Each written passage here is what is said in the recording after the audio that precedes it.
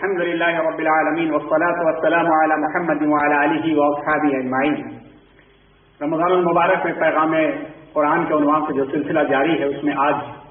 24ویں اور 25ویں پارے کی صورتوں کا تذکرہ ہے، اور یہ صورتیں سورہ مومن، حمیم سجدہ، سورہ شورى، سورہ زخرف، سورہ دخان اور سورہ جاثیہ ہے۔ یہ صورتیں اپنے عنوان کے اعتبار سے تقریباً قریب ہیں۔ مکی دور کی یہ صورتیں جس میں اہل ایمان کو ایک طرف دل بستگی، ہمت اور حوصلہ دلایا گیا ہے، تو ساتھ میں جو معاندین ہیں، جو سرکش ہیں، ان کو مثالوں کے ذریعے سے ان کو حقیقت کا آئینہ دکھایا گیا ہے کہ ان کے انکار سے کیا نقصانات انہیں کو ہونے والے ہیں، اور ساتھ میں وہ لوگ جو حق کو مان تو رہے تھے مگر اندر اندر حالات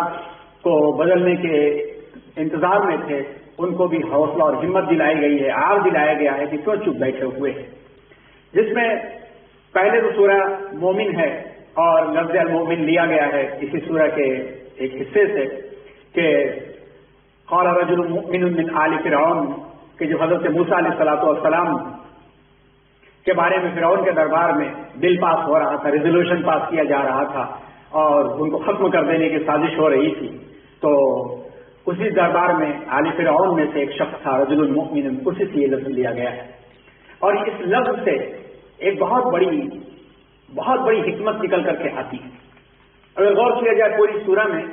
تو ایک بات سامنے صاف سمجھ میں آتی ہے کہ جس زمانے میں یہ سورہ مکہ مکرمہ میں نازل ہوئی اس وقت مشرکین مکہ اتنے ضد ہو چکے تھے، تنگ آ کر کے اب طرح طرح کی سازشوں پہ آ چکے تھے کہ کس طرح سے سازشوں کے ذریعے سے اس دعوت کو ناکام کر دیا جائے۔ اب یہ سازشیں دو طرح کی کر رہے تھے۔ ایک تو یہ سازش یہ کر رہے تھے کہ ایمان کے بارے میں، قرآن کے بارے میں اتنے شبہات پیدا کر دیے جائیں، اتنے وسوسے دلوں میں ڈال دیے جائیں، لوگوں کے الگ الگ طرح کے خیالات ڈال دیے جائیں کہ ان وسوسوں کو، ان شبہوں کو صاف کرتے کرتے نبی عاجز ہو جائے، پریشان ہو جائے اور ناکام ہو جائے۔ دوسرا یہ ہے کہ اتنا زیادہ ان کو ضد کیا جائے اور تنگ کیا جائے کہ یہ تنگ ہو کر کے اور پریشان ہو کر کے کوئی عملی قدم اٹھائے تو ان کو قتل کر دیا جائے۔ بلکہ کئی مرتبہ اس کی کوششیں بھی تھیں۔ ایک مرتبہ حضور اکرم صلی اللہ علیہ وسلم، جیسا کہ بخاری میں حضرت عبداللہ ابن عمرو ابن عاص کی روایت ہے کہ نبی کریم صلی اللہ علیہ وسلم ایک دن نماز پڑھ رہے تھے کہ عمرو ابن معیط یہ وہاں سے گزرا اور حضور کے گلے میں اس نے پھندا ڈالا اور اس کو کسنے لگا اور آپ کی رگیں سن گئی، ایک دم سے سانس رکنے کے قریب آ گئی۔ اسی وقت حضرت ابوبکر صدیق رضی اللہ تعالیٰ عنہ تشریف لائے اور حضرت ابوبکر صدیق رضی اللہ تعالیٰ عنہ نے اس کے اس پھندے سے حضور اکرم صلی اللہ علیہ وسلم کو نکالا، اور یہ کہتے ہوئے یہ الفاظ ان کی زبان پہ جاری تھے، کیا تقتلون رجلا ان یقول ربی اللہ، کیا تم ایسے شخص کو مارنا چاہتے ہو، قتل کرنا چاہتے ہو جو اس بات کو کہتا ہے کہ اللہ ہی ہمارا رب ہے۔ یہی بات حضرت ابوبکر صدیق نے کہی تھی جس کو حضرت موسیٰ علیہ السلام کے موافقت میں فرعون کے دربار میں آل فرعون میں سے ایک شخص نے کہی تھی۔ اسی لیے مفسرین لکھتے ہیں کہ لفظ المؤمن سے یہاں سے ایک بات یہ نکلتی ہے کہ 3 طرح کے صدیقین اس قسم کے تھے جنہوں نے بر وقت نبی وقت کی جان کو بچانے کے لیے یہ اس طرح کے الفاظ استعمال کیے، اور تینوں کو اللہ تعالیٰ نے صدیقین کا درجہ دے دیا۔ ایک تو وہ شخص جو آل فرعون میں سے تھا، جس کو فرعون کا چچا زاد بھائی بھی کہا جاتا ہے، جو حضرت موسیٰ علیہ السلام کی دعوت پر ایمان لایا تھا اور اپنے ایمان کو پوشیدہ کیے ہوئے تھا۔ دوسرا وہ شخص جو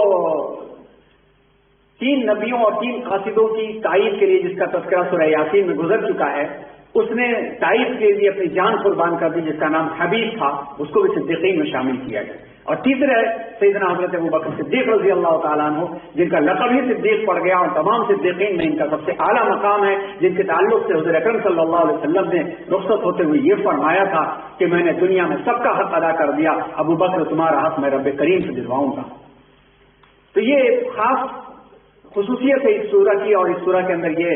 مضامین بیان کیے گئے ہیں اور اس طرح کی دعوت دی گئی اور کفار کو بتایا گیا کہ اپنی طاقت کے بلبوتے پر جو کچھ تم کرنا چاہتے ہو، اسی طرح سے فرعون موسیٰ علیہ السلام کے ساتھ کرنا چاہتا تھا مگر طاقت کے غرور اور بلبوتے پر کیا کر سکا وہ، تم بھی کچھ نہیں کر سکو گے۔ حضرت محمد صلی اللہ علیہ وسلم کے پیرووں کو اور ماننے والوں کو یہ نصیحت کی گئی کہ یہ ظالم بظاہر کتنے طاقتور دکھ رہے ہیں فرعون بھی بہت طاقتور تھا، یہ ظالم بھی بہت طاقتور دکھ رہے ہیں، لیکن اس کی طاقت کے اوپر بھی ایک طاقت بھاری ہے، یہ کچھ کر نہیں سکیں گے۔ یہ باتیں بیان کرتے ہوئے اس میں جو نصیحتیں کی گئی، اس کے اندر اہل ایمان کو جو دل بستگی دی گئی، بڑی عظیم بات کہی گئی۔ آیت نمبر 7 میں صاف طور پر ارشاد فرمایا گیا، بسم اللہ الرحمن الرحیم، الذین یحملون العرش ومن حوله یسبحون بحمد ربهم ویؤمنون به ویستغفرون للذین آمنوا ربنا وسعت كل شيء رحمة وعلما فاغفر للذین تابوا واتبعوا سبیلک وقهم عذاب الجحیم۔ عرش کے اٹھانے والے فرشتے اہل ایمان کے لیے دعا کرتے ہیں۔ یہ عرش کے حاملین جو ہے 4 ہیں، جو قیامت کے دن 8 کر دیے جائیں گے، اور ان کو کرو بھی کہا جاتا ہے، جیسا کہ بعض اشعار میں بھی ان کی طرف اشارہ ملتا ہے کہ درد دل کے واسطے پیدا کیا انسان کو، ورنہ طاعت کے لیے کچھ کم نہ تھے کرو بیاں۔ تو یہ حضرات، یہ فرشتے جو ہیں ہر دم مومنین صادقین کے لیے دعا کرتے رہتے ہیں، اور ان کا تذکرہ یہاں پر کیا گیا ہے۔ پھر اسی طرح سے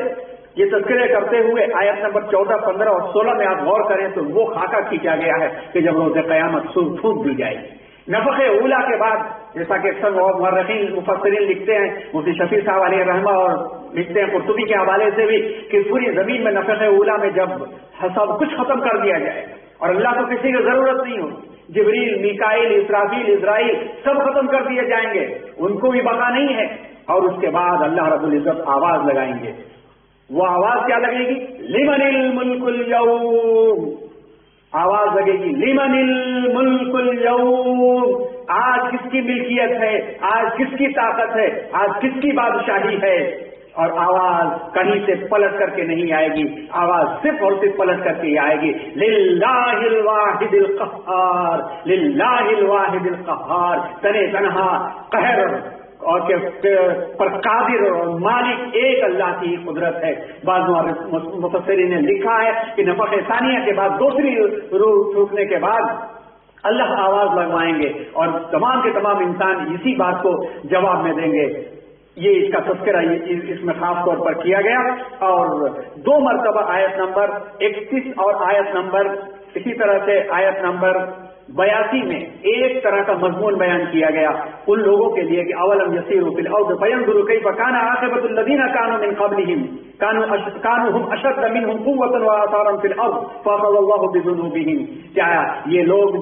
جو اہل ایمان کے خلاف چرچا کر رہے ہیں، سازشیں کر رہے ہیں، انہوں نے نہیں دیکھا، زمین میں گھومے پھرے نہیں کہ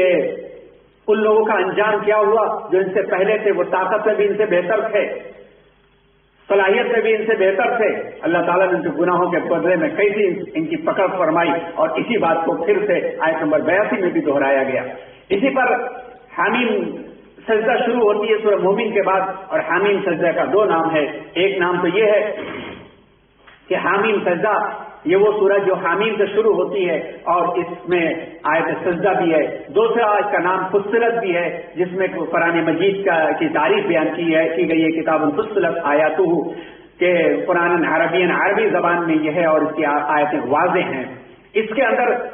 وقال الذین کفروا لا تسمعوا لهذا القرآن کہہ کر کے کفار و مشرکین کا تذکرہ کیا گیا ہے کہ یہ واویلا مچاتے تھے، ہنگامے مچاتے تھے کہ سنو مت۔ اس سے جڑا ہوا ایک واقعہ بھی ہے کہ ابو سفیان کے سسر عتبہ ایک مرتبہ میٹنگ میں انہوں نے مشورہ پیش کیا کہ یہ جو بات محمد کہہ رہے ہیں، مجھے موقع دو کہ میں ان سے بات کر کے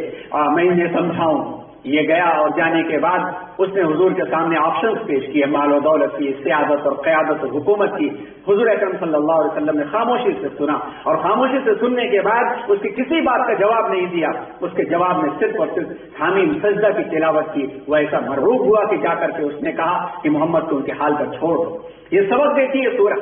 حضور اکرم صلی اللہ علیہ وسلم کا یہ واقعہ ہمیں سبق دیتا کہ داعی کو ہر بات کا جواب دینا کوئی ضروری نہیں ہوتا۔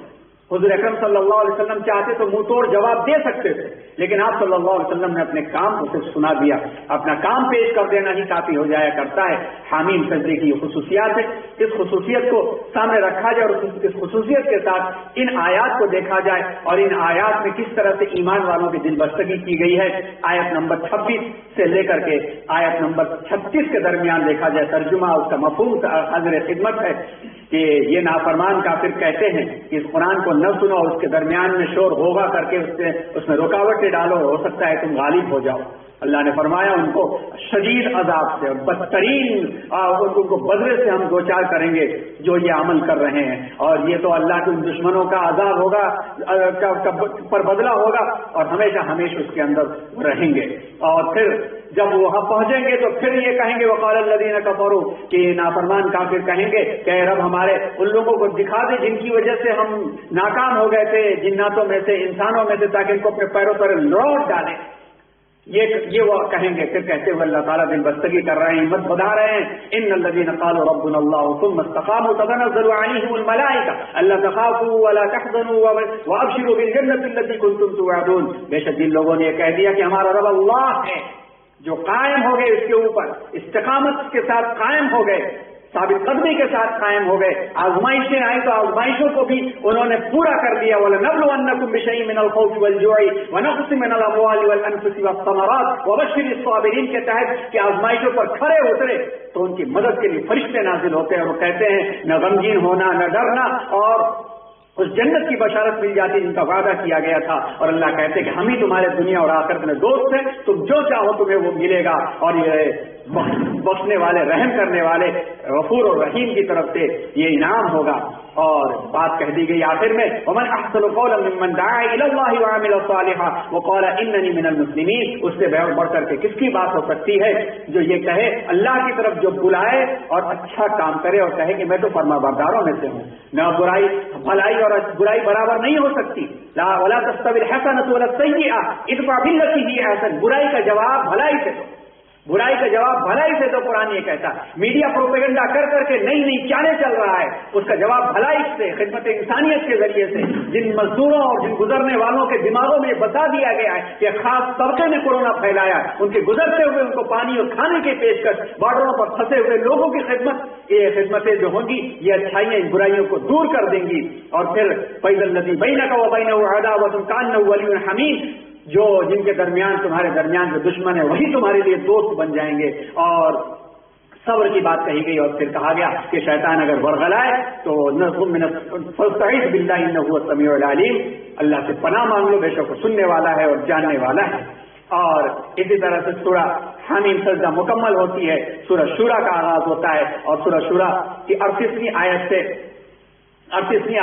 اس کا لفظ لیا گیا ہے کہ اہل ایمان کا مقام کیا ہوتا ہے، اہل ایمان کا کام کیا ہوتا ہے۔ اہل ایمان کے لیے کہا گیا والذین استجابوا لربهم واقاموا الصلاة وامرهم شورى بینهم ومما رزقناهم ينفقون، جن لوگوں نے رب کا جواب دیا فرما برداری کے ساتھ، لبیک کہہ دیا، وقام الصلاۃ، اور نمازوں کو درست کر لیا پابندی سے کہ ادائیگی کے ساتھ، ان کا معاملہ کیا ہوتا ہے شورى بینہم، یعنی مشورے کے تحت وہ کام کرتے ہیں۔ قرآن کا حکم مشورہ، نبی کا سرد مشورہ، صحابہ کا عمل مشورہ، بزرگوں کا عمل مشورہ، اس سے ہٹ کر کے امت مسلمہ کسی کاز اور کسی کام کو لے کر کے آگے بڑھے گی وہ ناکام ہو جائے گی۔ یہ خصوصی طور پر سورہ شورى کے اندر اللہ تعالیٰ نے بیان فرمایا، اور پھر وحی کو بھیجنے کے تینوں طریقے یہاں پر بیان کر دیے گئے کہ اللہ تعالیٰ آیت نمبر 51 میں کہ وما کان لبشر ان یکلمہ اللہ الا وحیا، کسی بشر سے اللہ یوں ہی بات نہیں کرتا، وحی کے ذریعے سے، حجاب کے پیچھے سے، یا اپنے کسی قاصد یا فرشتے کو بھیج کر کے۔ تو وحی کے نزول کی تینوں قسموں کا بھی تذکرہ یہاں پر آ گیا۔ سورہ زخرف بھی اسی طرح کی آیت ہے، سورہ ہے جس کے اندر یہی تذکرے الگ انداز سے دہرائے گئے ہیں۔ اللہ تبارک و تعالیٰ نے اس کو خاص طور پر کفار و مشرکین کی تردید اور اہل ایمان کو سمجھانے کے لیے اس سورہ میں انداز اپنایا ہے۔ اور سورہ دخان بھی اسی طرح کی سورہ ہے جس میں خاص طور پر پہلی آیت اور دوسری آیت اس بات کو پیش کرتی ہے کہ انا انزلناہ فی لیلۃ مبارکۃ انا کنا منذرین فیہا یفرق کل امر حکیم، کہ ہم نے اس قرآن کو، ہم نے اس کتاب کو ایک مبارک رات میں نازل کیا ہے۔ اس مبارک رات سے بعض مفسرین نے تو شب برات لیا ہے، لیکن اکثر مفسرین نے، قرطبی نے اور دیگر مفسرین نے اس سے شب قدر مراد لیا ہے کہ شب قدر رمضان کے آخری عشرے میں ہوتی ہے، جیسا کہ قرآن میں 2 جگہ اس کی تائید بھی ملتی ہے، اور انا انزلناہ فی لیلۃ القدر سے بھی بات ملتی ہے۔ ایک حدیث میں رسول اللہ صلی اللہ علیہ وسلم نے یہ بھی فرمایا، جیسا کہ قرطبی لکھتے ہیں کہ اللہ تعالیٰ نے جتنی کتابیں ابتدائی دنیا سے آخر تک اپنے انبیاء علیہ السلام پر نازل کی ہیں، وہ سب کی سب ماہ رمضان المبارک کی مختلف تاریخوں میں نازل ہوئی ہیں۔ حضرت قتادہ نے روایت واثقہ رضی اللہ تعالیٰ عنہ واصلہ رضی اللہ تعالیٰ عنہ نقل کیا ہے کہ رسول اللہ صلی اللہ علیہ وسلم نے ارشاد فرمایا، صحف ابراہیم رمضان کی پہلی تاریخ، تورات رمضان کی 6ٹھی تاریخ، زبور 12ویں تاریخ، انجیل 18ویں تاریخ اور قرآن مجید 24 تاریخ گزرنے کے بعد یعنی 25ویں شب یا 27ویں شب یعنی لیلۃ القدر میں نازل ہوئی۔ لیلۃ القدر میں جو قرآن مجید کا حصہ نازل ہوا وہ اس کے بارے میں مفسرین لکھتے ہیں کہ لیلۃ القدر میں لوح محفوظ سے پورا کا پورا قرآن لیلۃ القدر میں آسمان دنیا پہ نازل کر دیا گیا، پھر وہاں سے ضرورت کے تحت 23 سال کا مبیش کے عرصے میں دنیا میں نازل بھیجا گیا۔ یہ ہے اس کی ترتیب